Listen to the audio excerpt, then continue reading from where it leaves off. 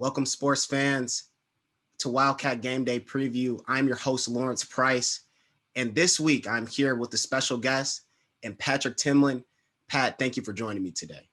Thanks for having me, Lawrence. I am excited to talk about Northwestern football because this season might actually be good for the Cats. Couldn't agree more. And let's get into the swing of things. Northwestern came off a big 43-3 win this past week against the Maryland Terrapins and opening their season up 1-0. But before we cut into that, Patrick, let me ask you a quick question about the game last week against Maryland. What did Northwestern do to control the game against Maryland, and what do you expect from them moving forward?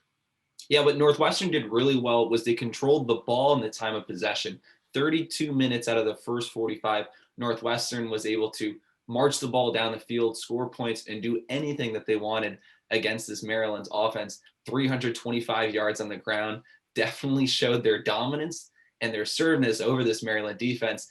And on the other side of the ball, Northwestern's secondary had some question marks coming into it, especially with Greg Newsom being injured, but they did not miss a beat, coming away with 3 picks in the game. J.R. Pace, A.J. Hampton, them boys, they got it done. And there's a lot of room for optimism because, again, Northwestern was dominant on both sides of the ball. You know, we'll discredit a little bit Maryland, 31 newcomers on their roster this year, and they really had to go deep into them. But Northwestern really hit all the notes this past Saturday against Maryland, and they're definitely going to look to keep that energy and momentum going into their next matchup against Iowa. Couldn't agree more with you, Pat. And that dominant gameplay got Northwestern head coach Pat Fitzgerald his 100th win, and is the expected or hoped gameplay we want to see from the Cats going forward. Speaking of, this week the Cats face off against an 0-1 Iowa team who suffered a close and big loss to a good Purdue team this past week. Pat, what or who stands out about this Iowa team that Northwestern needs to look out for? Yeah, I'll start with the who because it's a little bit easier. There's no one on this Iowa roster who's really going to stand out more than Spencer Petras. You know, he follows this line of Iowa quarterbacks, including C.J. Beathard, Nate Stanley, guys who are now in the NFL. And he's looking good. Not phenomenal, not anything crazy that's going to blow across headlines, but he's a big guy standing in at 6'5".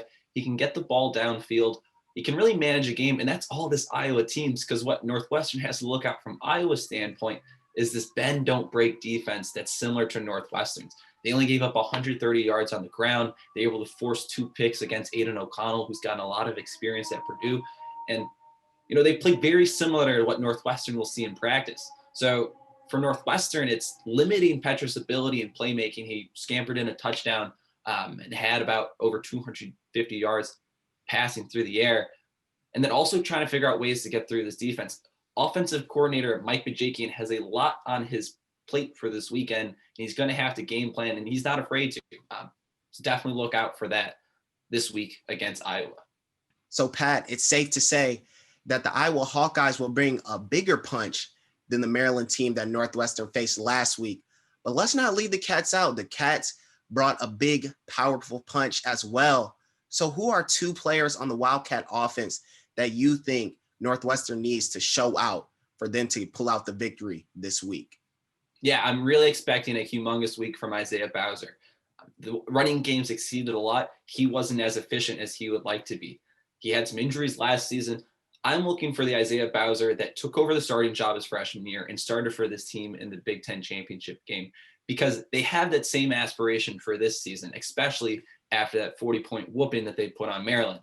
Aside from that, somebody who isn't really technically on offense, rather special teams, but one who will be scoring for Northwestern, Charlie Kubander. He went 3 for 3 on the day, hit all of his extra points, and really did the best job I've ever seen from him at Northwestern.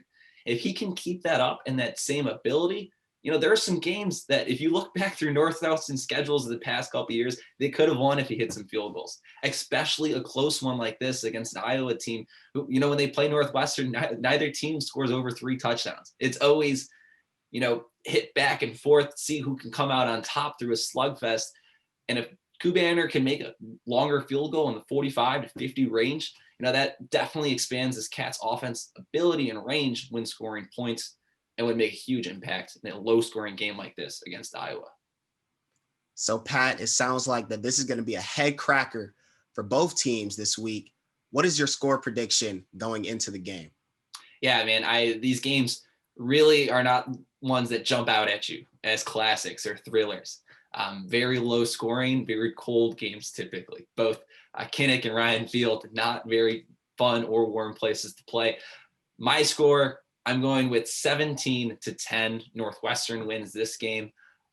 It might be a late field goal or a late touchdown. Just because they have a new offensive coordinator doesn't mean they aren't the Cardiac Cats. That's how I take this game for sure.